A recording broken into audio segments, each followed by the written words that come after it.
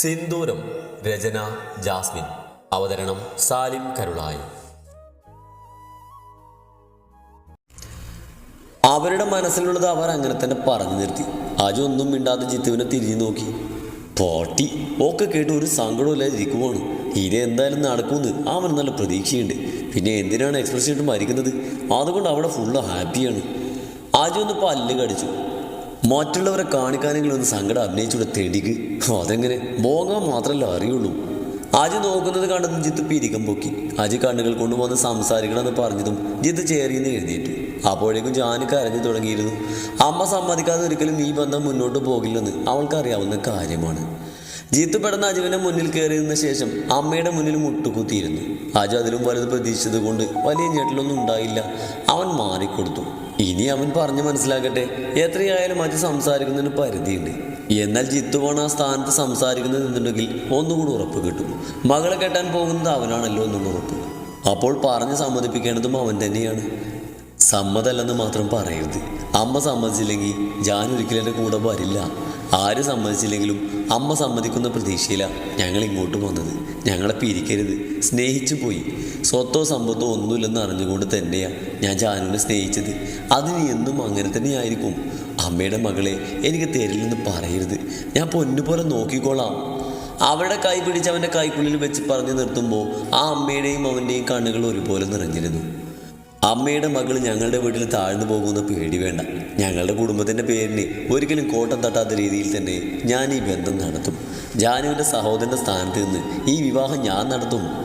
അജുവിൻ്റെ ആ വാക്കുകളിലുണ്ടായിരുന്നു എന്ത് വന്നാലും അവനായി ബന്ധം നടത്തുമെന്നുള്ള ഉറപ്പ്. എല്ലാം പറഞ്ഞ് തീരുമാനിച്ചുകൊണ്ട് അജുവും ജിത്തുവും ജാനുവിൻ്റെ വീട്ടിൽ നിന്നിറങ്ങി. വിവാഹത്തിന് വേണ്ട എല്ലാ ഒരുക്കങ്ങളും അവൻ തന്നെ ഏറ്റെടുത്തു.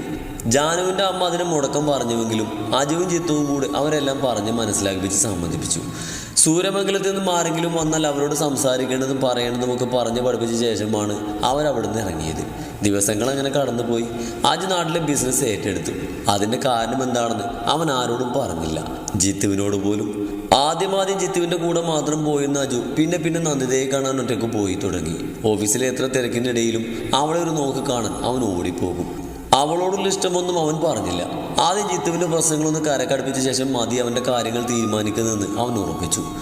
അജു ഓഫീസിലേക്ക് പോയി തുടങ്ങിയ ശേഷം അവൻ ലാഭമായത് കിട്ടിത്തുടങ്ങിയത്. അവൻ തിരികെ പോകാത്തതിൽ ചിലർക്കൊക്കെ ഒരു ഇഷ്ടക്കേടുണ്ടായിരുന്നു. എന്നാൽ കമ്പനിയുടെ വളർച്ച എല്ലാവരെയും ഒന്ന് ഞെട്ടിപ്പിച്ചു. അതുകൊണ്ട് ആരും ആ ഇഷ്ടക്കേട് പുറത്ത് കാണിച്ചില്ല. ദത്തൻ സേതു പറഞ്ഞ കാര്യങ്ങൾ എല്ലാവരോടും ആലോചിച്ചൊരു തീരുമാനമെടുത്തു. ആ ബന്ധം മുന്നോട്ട് കൊണ്ടുപോകുക എന്ന് തന്നെ ഉറപ്പിച്ചു. കാര്യങ്ങൾ അതിൻ്റെ ചിട്ടവട്ടങ്ങളോട് കൂടി തന്നെ സംസാരിക്കുവാൻ വേണ്ടി സൂര്യമംഗലത്തിൽ നിന്ന് എല്ലാവരും പെണ്ണ് കാണാൻ പോയി. അവർ കരുതിയ പോലെ തന്നെയായിരുന്നു കാര്യങ്ങൾ. വീടും സ്ഥലവും ചെറുതാണെങ്കിലും അവർ നൽകിയ സ്വീകരണവും ഗംഭീരമായിരുന്നു. ജാനുവിനെ രാവണിക്കും പത്മാവതിക്കും അല്ലാതെ എല്ലാവർക്കും നന്നായി ബോധിച്ചു. നിശ്ചയമൊന്നുമില്ലാതെ 6 മാസങ്ങൾക്ക് ശേഷം നല്ലൊരു മുഹൂർത്തം നോക്കി വിവാഹം ഉറപ്പിച്ചു. എല്ലാവരും സന്തോഷത്തോടെ തന്നെ പിരിഞ്ഞു. അതിനിടയ്ക്ക് ആദ്യം ജാനുവിനെ കാണുമ്പോഴൊക്കെ ഏട്ടത്തി എന്ന് വിളിക്കാൻ തുടങ്ങി. ജാനു അതിന് ചിരിക്കും. അവനോടുള്ള കടപ്പാട് ഈ ജന്മം തീരില്ല. ദിവസങ്ങൾ പിന്നെയും നീങ്ങിക്കൊണ്ടിരുന്നു. ഒരു ദിവസം അജു ഓഫീസിൽ നിന്നും വന്ന സമയം വൈകുന്നേരം വന്ന് നന്ദിതയെ കാണാൻ പോയി അവൻ. പക്ഷെ കണ്ടില്ല. ആ സങ്കടവും ദേഷ്യമൊക്കെ കൊണ്ടാണ് വീട്ടിലേക്ക് കയറി വന്നത്. അവിടെ കണ്ടതോ, പണിക്കാരെ എപ്പോൾ പോയതാ? എന്നിട്ട് ഇതുവരെ ഒന്നും വൃത്തിയാക്കാതെ നീ എവിടെ പോയി കിടക്കുമായിരുന്നു? ഇതൊക്കെ എന്നും ഇങ്ങനെ പറയിപ്പിക്കണോ? വിവാഹം നടക്കാൻ പോകുന്ന വീടെന്ന നിലക്ക് ഓരോരോ പണികൾ ചെയ്തു വരികയാണ്. അതിലാദ്യം ചെയ്യുന്നത് 2 ഹാളിലെ ഷെൽഫുകൾ പുതുക്കി പണിയുന്നതാണ്. അതിൻ്റെ പൊടിയും മണ്ണും അങ്ങനെ ആകെ മൊത്തം ഹാള് മുഴുവൻ വൃത്തികേടായി കിടക്കുവാണ്. അതൊക്കെ നേരെയാക്കാൻ വൈകിയതിന് ലക്ഷ്മിയുടെ നേരെ ചാടി കടിക്കുവാണ് രാവണി. ലക്ഷ്മി ഒരു തുണി കൊണ്ട് മൂക്കും വായും പൊത്തിക്കൊണ്ട് അടിച്ചു വരാനുള്ള ചൂലും കൊണ്ട് അങ്ങോട്ട് വന്നു. ലക്ഷ്മിക്ക് പൊടി അലർജിയാണ്. തുമ്പലും ചുമയൊക്കെ ഉണ്ടാകും. അതൊക്കെ അറിഞ്ഞു വെച്ചുകൊണ്ട് തന്നെയാണ് രാവണി ലക്ഷ്മിയെ തന്നെ അത് ചെയ്യാൻ ഏൽപ്പിച്ചത്. അമ്മേ അടിച്ചു വരാൻ വേണ്ടി താഴ്ന്നതും ഒരലറിലോട് അജു അകത്തേക്ക് വരലും ലക്ഷ്മിയുടെ കയ്യിലെ ചൂല് വാങ്ങി എറിയലും കഴിഞ്ഞിരുന്നു. അമ്മയ്ക്ക് എന്താ ഭ്രാന്തുണ്ടോ?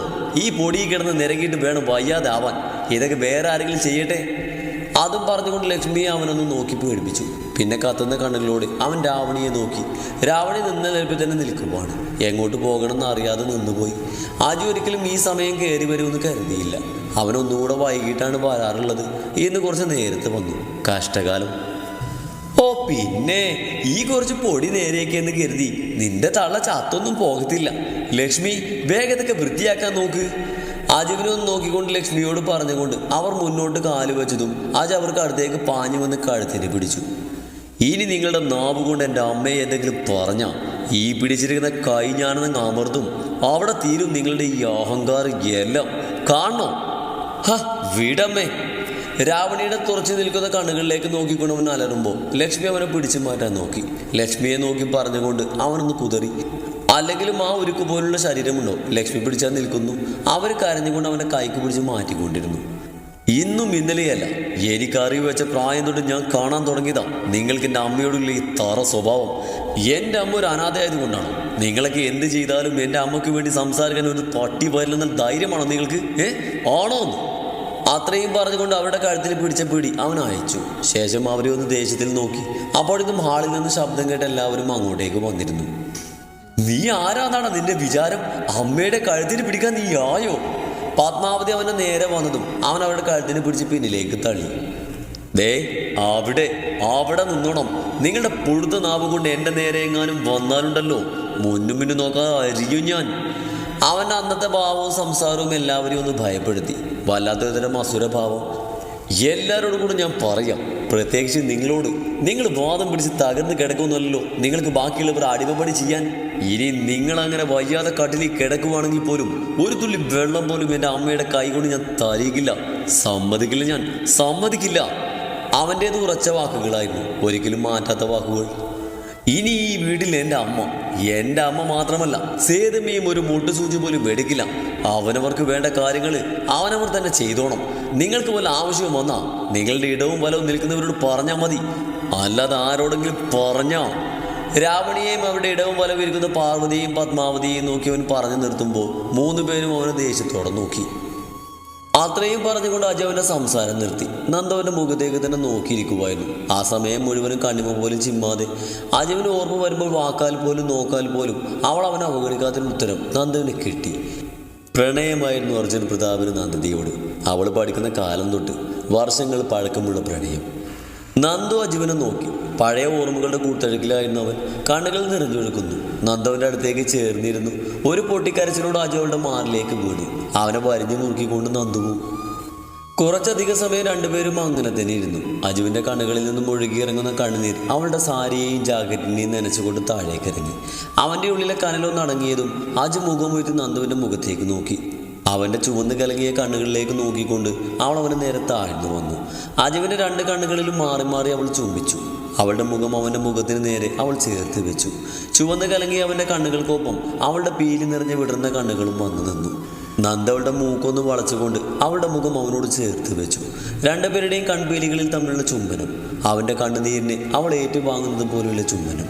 അജുവിൻ്റെ കണ്ണിൽ നിന്നും അടർന്നു വീണൊരു തുള്ളിയെ അവളുടെ ചുണ്ടുകൾ കൊണ്ട് ഒപ്പിയെടുത്തു. നന്ദവളുടെ കണ്ണുകൾ കൊണ്ട് അവൻ്റെ മുഖത്തേക്ക് തന്നെ ഉറ്റുനോക്കി.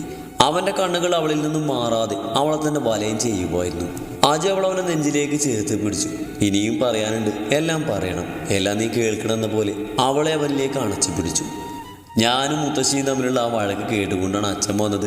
പണ്ട് തൊട്ട് അച്ഛൻ കർക്കശക്കാരനായ ഒരു അച്ഛനായിരുന്നു. ചെറുപ്പം തൊട്ടേ ഞാനല്പം വികൃതി ആയതുകൊണ്ട് അച്ഛനെ സ്നേഹിച്ച് കൊഞ്ചിച്ചാൽ ഞാൻ തീർത്തും വഷളായി പോകുമോ എന്നുള്ള പേടിയിൽ അച്ഛനൊരു ഗൗരവക്കാരനായി. അത് സത്യം തന്നെയായിരുന്നു.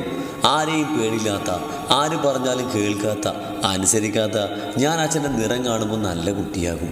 അച്ഛൻ്റെ ആ സ്വഭാവം ഞാൻ വളരുന്നതിനനുസരിച്ച് കൂടെ വളർന്നു. അതുകൊണ്ട് തന്നെ ഞാൻ ആ മനുഷ്യനാകുന്നു. എൻ്റെ ലോകം അമ്മ മാത്രമായി. ഞാനല്ലേ ഹാപ്പിയായിരുന്നു. അത്രയും പറഞ്ഞുകൊണ്ട് അവനൊന്ന് നിർത്തി. അവനെ നെഞ്ചിൽ കിടന്ന് മുഖമുയർത്തി അവനെ നോക്കുന്ന നന്ദുവിൻ്റെ നെറ്റിയിൽ അവനൊന്ന് ചുംബിച്ചു. രാവണി എന്ന സ്ത്രീയുടെ ബലം, അഹങ്കാരം അതവരുടെ മക്കളായിരുന്നു. എന്ത് പറഞ്ഞാലും മക്കൾ അനുസരിക്കുമെന്ന് അവരുടെ അഹങ്കാരം. അതുകൊണ്ട് അച്ഛൻ വന്നപ്പോൾ കാര്യങ്ങൾ തകിടം പറഞ്ഞു. എല്ലാ തെറ്റുകളും എൻ്റെയും അമ്മയുടെയും തലയിലായി. അവസാനം അങ്ങോട്ടിങ്ങോട്ടും പറഞ്ഞ് വലിയ വഴക്കായി. എൻ്റെ അമ്മയെ വേലക്കാരിയായി കാണുന്ന വീട്ടിൽ ഞാൻ എൻ്റെ അമ്മയെ നിർത്തില്ലെന്ന് പറഞ്ഞ് ആ നിമിഷം അവിടുന്ന് ഇറങ്ങി. അച്ഛൻ തടുത്തിട്ടും തല്ലിയിട്ടും ഞാൻ നിന്നില്ല. അമ്മ എന്തോ ഒന്നും പ്രതികരിച്ചില്ല. അവിടെ മടുത്ത് കാണും. ഒന്നും പ്രതികരിക്കാതെ എൻ്റെ കൂടെ പോന്നു. ഒരുപക്ഷെ അങ്ങനൊരു വേദന അനുഭവിക്കാൻ എൻ്റെ അമ്മയുടെ ജീവിതത്തിൽ വിധി കാണുമോ? അജു പറഞ്ഞു നിർത്തുമ്പോൾ നന്ദു ഒന്നും മനസ്സിലാവാതെ അവനെ നോക്കി. അജുവിൻ്റെ കണ്ണുകൾ വീണ്ടും ഒഴുകി തുടങ്ങി, ആദ്യത്തേക്കാൾ ശക്തിയിൽ. വണ്ടി ഓടിച്ച് മുന്നോട്ട് പോകുമ്പോൾ എതിരെ വന്നൊരു ലോറി. എന്താ ഉണ്ടായിരുന്ന ഇപ്പോഴും എനിക്ക് ഓർമ്മയില്ല. നിലത്തേക്ക് മലന്നടിച്ച് വീഴുമ്പോൾ റോഡിൽ കിടന്ന് വേദന കൊണ്ട് കാലിട്ടടിക്കുന്ന എൻ്റെ അമ്മയുടെ രക്തത്തിൽ കുളിച്ച ശരീരമായിരുന്നു. അതിനെതിരെ വീണ്ടും പാഞ്ഞു വരുന്നൊരു കാറ്. അത്രേ ഓർമ്മയുള്ളൂ. അവനൊന്ന് ആഞ്ഞ് ശ്വാസം വലിച്ചു വിട്ടു. നന്ദുവിൻ്റെ കണ്ണുകൾ നിറഞ്ഞൊഴുകി. ഒരമ്മയുടെ രക്തം പുരണ്ട ശരീരം കണ്ട മകൻ്റെ മാനസികാവസ്ഥ അതായിരിക്കും അങ്ങനെ അവസ്ഥയിലേക്ക് അവൻ എത്തിച്ചതെന്ന് നന്ദുവിന് മനസ്സിലായി. അതിനെല്ലാം പുറം അമ്മയുടെ അവസ്ഥയ്ക്ക് കാരണം അവനാണെന്ന ചിന്ത. പിന്നെ കണ്ണു തുറക്കുമ്പോൾ ഹോസ്പിറ്റലിലാണ്. അമ്മയെന്ന് വിളിച്ച് അലറിക്കരഞ്ഞ് എന്നെ എന്നും എന്തൊക്കെയോ കുത്തിവെക്കും. അങ്ങനെ പലതും ഞാൻ മറന്നു തുടങ്ങി. ഓർമ്മകൾ ശൂന്യമായി. ഞാൻ ആരാണെന്ന് പോലും ചിന്തിച്ചാൽ കിട്ടാതെയായി. ഒറ്റക്കായി, റൂമിൽ തനിച്ചായി, ഇരുട്ടിലായി. അവസാനത്തെ വാക്കുകൾ പറയുമ്പോൾ അവൻ കരഞ്ഞില്ല. പക്ഷേ അവൻ്റെ തൊണ്ടയിലൂടെ ഉമിനീരിറങ്ങുന്നത് അവൾ കണ്ടു. വേദനയും സങ്കടവും കടിച്ചു പിടിക്കുമ്പോൾ ഉണ്ടാകുന്ന അവസ്ഥ അതുപോലെ. പക്ഷേ നന്ദുവിനെ പിടിച്ചു നിൽക്കാനായില്ല. അവൾ കരഞ്ഞു. അവനെ നെഞ്ചിൽ മുഖമമർത്തി പൊട്ടിക്കരഞ്ഞു. ഭ്രാന്തായതല്ല, ആക്കിയതാണ്. ആരൊക്കെയോ ചേർന്ന് ചതിച്ചതാണ്, ദ്രോഹിച്ചതാണ്. പിന്നെ പലതും ഇടയ്ക്കിടയ്ക്ക് ഓർമ്മ വരും. അപ്പോൾ കണ്ണിൽ കാണുന്നത് വെച്ച് കാര്യങ്ങളൊക്കെ മനസ്സിലാക്കും. പിന്നെ ഓർമ്മ വരുമ്പോൾ അവിടുന്ന് ദിവസങ്ങൾ അല്ലെങ്കിൽ മാസങ്ങൾ കടന്നു പോയി കാണും. എപ്പോഴും ഓർമ്മ വരാൻ തുടങ്ങിയത് നീ വന്നത് മുതലാണ്. അപ്പോൾ കണ്ണിൽ കാണുന്ന എല്ലാ കാര്യങ്ങളും ഞാൻ നോട്ട് ചെയ്ത് വെച്ചു. അങ്ങനെയാ ആരും പറയാതെ തന്നെ നീ എൻ്റെയാണെന്ന് എനിക്ക് മനസ്സിലായത്. ആ ഒരു കാര്യത്തിൽ മാത്രം എനിക്കിതെല്ലാം ചെയ്യാൻ വേണ്ടി കളിച്ചവരോട് നന്ദിയുണ്ട്. ഒന്നും അറിയാതെ പിന്നാലെ നടക്കാതെ നിന്നെ കിട്ടിയില്ലേ. അത്രയും നേരത്തെ വേദനയും സങ്കടവും ഒക്കെ മായ്ച്ച് കളഞ്ഞുകൊണ്ട് അവൻ പറയുമ്പോൾ നന്ദവൻ്റെ മുഖത്തേക്ക് മുഖം കെട്ടി നോക്കി. അവളുടെ മുഖം ചുവന്ന് തുടുത്ത് നിറമായിട്ടുണ്ട്. അജ് മുഖം താഴ്ത്തി അവളുടെ കവളിൽ അമർത്തി മുത്തി. മാതി കരഞ്ഞത് കണ്ണൊക്കെ തുടച്ച് എന്നിട്ട് എനിക്ക് നല്ലൊരു കോഫി ഇട്ട് വാ, ഭയങ്കര തലവേദന. അജ് അവളുടെ കവളിൽ നിന്നും അവൻ്റെ അതിരം മാറ്റിക്കൊണ്ട് പറയുമ്പോൾ നന്ദ തലവിലുക്കിക്കൊണ്ട് എഴുന്നേറ്റു. അജു, അമ്മ. പുറത്തേക്ക് പോകുന്നതിനിടയിൽ അവൾ എന്തോ ഓർമ്മ വന്ന പോലെ തിരിഞ്ഞു നിന്ന് ചോദിച്ചു. ആ ചോദ്യം അവളിൽ നിന്നും പ്രതീക്ഷിച്ച പോലെ അജു ചിരിച്ചു. നമ്മളെ കാണാനോ സംസാരിക്കാനോ പറ്റിയ അവസ്ഥയിലല്ല. വൈകാതെല്ലാം ശരിയാവും. നമുക്ക് പോയി കാണണം. അതിനു മുമ്പ് ചിലരേക്ക് അങ്ങനെ കിടത്താനുണ്ട്. അവൻ പറഞ്ഞതിലെ പൊരുൾ മനസ്സിലായ പോലെ അവൻ്റെ ചുണ്ടിലെ ക്രൂരമായ ചിരി അവളുടെ ചുണ്ടിലും വിരിഞ്ഞു. അവിടുന്ന് അങ്ങോട്ട് ഭാര്യയും ഭർത്താവും കൂടെ ഒരു കളിക്കിറങ്ങുവാണ്. ഒന്നൊന്നര കളി. അതിൽ അവസാനം വരെ ആരൊക്കെ കാണുമോ ആവോ.